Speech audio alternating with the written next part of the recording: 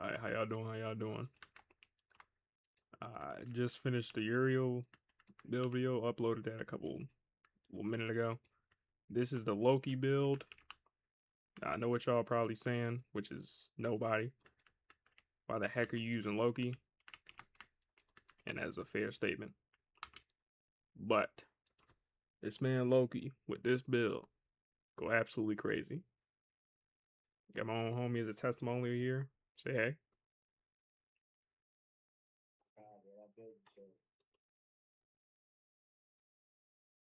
Yeah, you probably can't hear him, but he said it's goated. I swear he said it. Alright, but this is the build right here. We got Capsular, of course. Arcane Sculptor. Now, if you've seen the Uriel build, probably, then you know his Sculptor go crazy. And it works with Loki's decoy, so there's no need for any type of helmet. Then you got on Zada's Whisper. This is what ties the build together right here. So Zada's Whisper, with Loki's stealth, his invisibility, he gains a stealth bonus. With Caspular, makes something multiplicative, something like that. I don't know the exact math, but I do know it's fire. These are the basic stuff right here. Continuity, mainly duration. These Archon shards. I'll get into that. First things first, the weapons. These are the main things. I am rocking the Fenmore with Overcharge, Toxin, and Blast. Now, Overcharge is the main amazing thing of this build. However, you want to have at least all your weapons that you plan on using to have Blast in some way, just so they can proc your Zadas even more. I'm not opening that message. Of course, you got a Vitorate. This is just my Latum build, pretty basic build. I got my attack and lug. Electricity, I don't have Blast on it because heavy attack does Blast, so just basic influence. But Overcharge is going to be the main thing that ties your build together. And this is why I have the shards, just to get the max out of Overcharge. Now, normal enemies ain't gonna cut it, so I'm gonna just go ahead and skip to the heavy Xmas gunners. So first thing you want to do, any minute you want to actually use your abilities, pop your 1, your 2, and your 4. Now, try not to blink too much, you might miss it. Get you some stacks, and then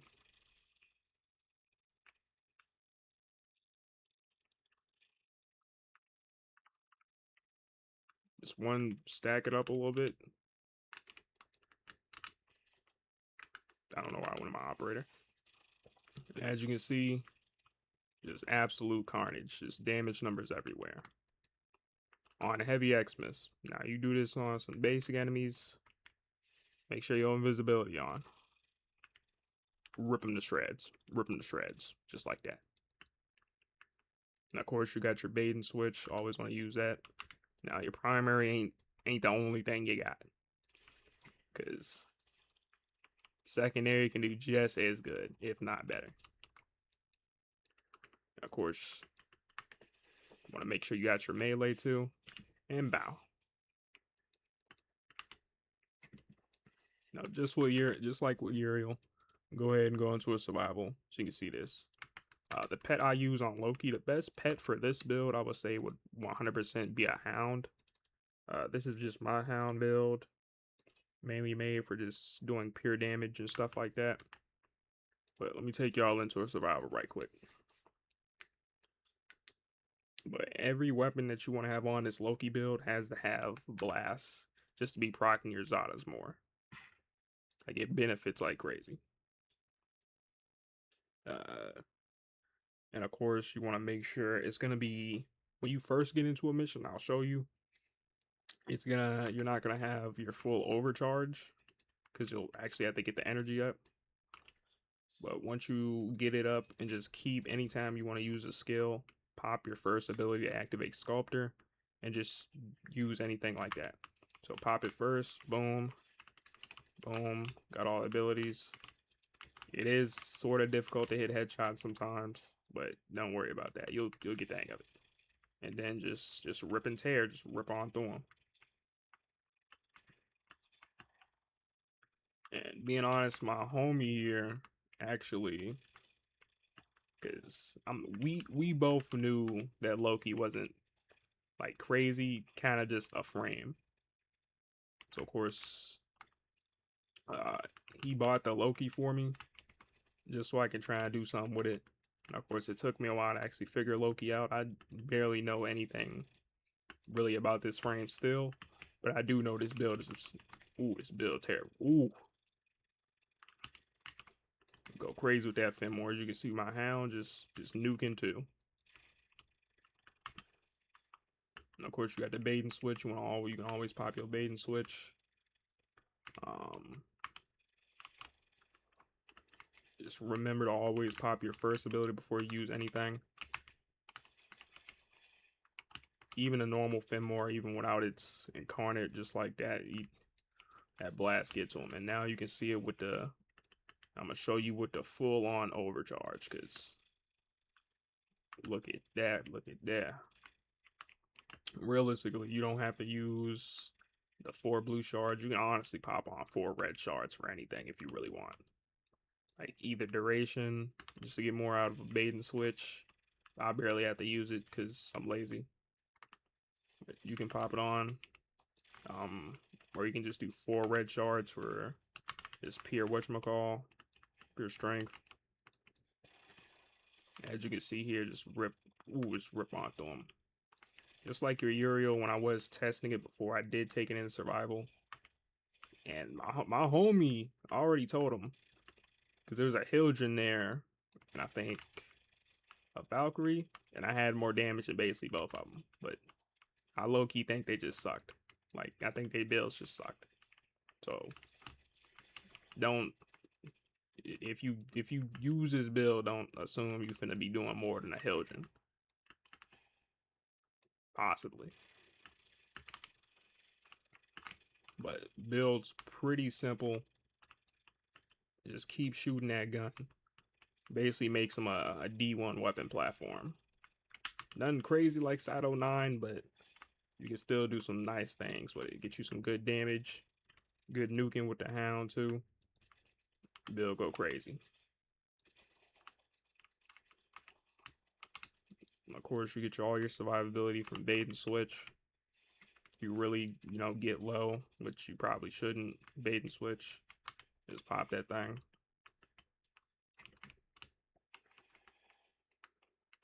Okay, I'm showing way too much. Let me go ahead and take this Latum out, because I'm not showing enough of this Latum. But the blast partner with Zada's, especially when going invisible, really helps Loki out a lot. Pay no attention to the life support. It's kind of iffy in this zone.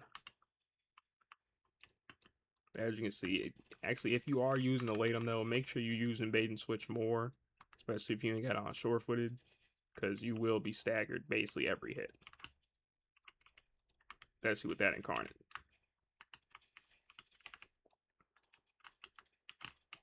If you want to make sure you're always alive and stuff like that, just keep popping that. Make sure you're always invisible. Just keep popping your bait and switch. It rarely ever affects your whatchamacall. Of course, you got our melee here. Let's do like that. Pretty simple. But this Fenmore, and realistically, you can probably use basically any incarnate weapon as long as you're able to put blast on it. Stuff like that. Any weapon, really. But realistically, any, super good weapon with this go crazy. Do not put the turret on, you will break the game. I don't know if you might. You definitely gonna break the game. Don't even try it. But this Fenmore go crazy. And of course, you got the Acolyte. Acolyte's basically none of this build. Even, I'm pretty sure they're actually immune to whatchamacall. But even then, like, you can just pop them right there. And he took my abilities. Okay, there we go. Yeah, pretty simple, just like that. And Claptrap's down. Yeah, the pet's not immortal, even with the invisibility. Because you still got to deal with AoE and stuff like that, so, But I prefer the Hound, just because it gets you... I mean, he dies less. He dies less, so... Better to have him there than not have him. Use any pet you want, but I prefer the Hound. Hound's better for the build. I'll go ahead and get a dip up out this mission. That's basically the Loki build right there. Would I say it's the best possible build? No. Are there other things you can use, like, realistically, from playing Loki, which I haven't played like super long? This is probably the best build that I've seen on him so far, that I've actually like attempted to make. Now, I won't end the video right there. Let me just go ahead and show you some of the other weapons you can use. Because originally I tested it, but my homie saw me test it with sniper rifle, the Sporthix, whatever it is, and that ooh, that thing did some damage.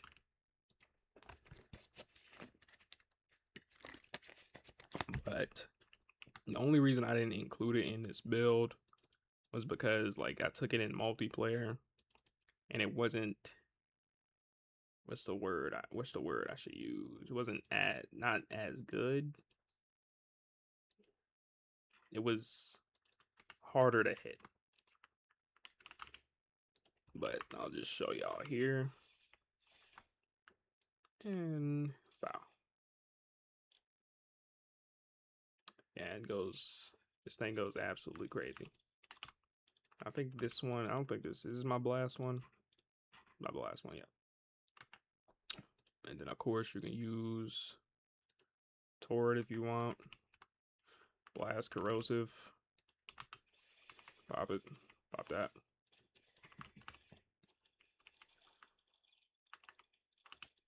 Not much of a reason to use it. I would say you're better off just using any other weapon. But if you want to, you can. So yes. But Finmore, probably one of the best things for this build. Full blue tile forge. I only have one for casting speed. Realistically, you don't really need casting speed. I just have it there to have it. Stats are pretty simple. Energy Nexus is definitely a must-have since you're not getting energy from anywhere else besides basic energy orbs. So by the time you use decoy, so you pop your decoy, use everything else. Decoy is only 6 energy. This is only 12, and Zada's only 6. So you're basically just getting more than enough energy by the time you have to recast everything, which is amazing. Yeah, this is probably, I won't say it's the best Loki build. I think it's the best.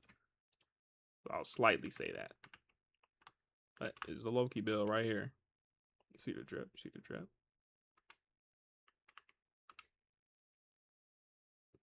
But thank you for watching.